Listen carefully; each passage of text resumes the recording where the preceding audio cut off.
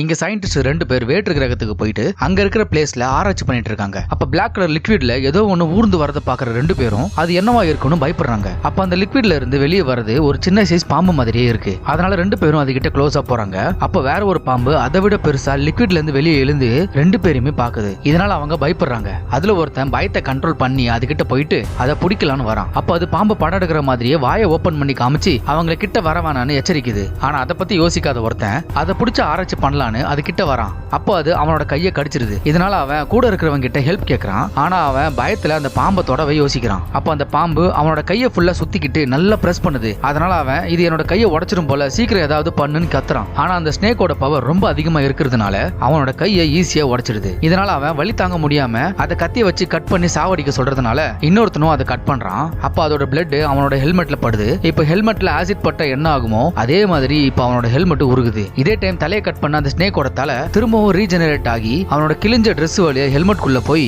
அவனோட வாய்க்குள்ளேயே போய் சாவடிக்குது. இன்னொருத்தன் ஹெல்மெட்ல அந்த பிளட் பட்டு உருகுறதுனால அவன் பயத்துல அந்த பிளாக் லிக்விட் மேல விழுந்துடுறான். அதனால அவனோட ஃபேஸும் உருகி செத்தே போயிடுறான்.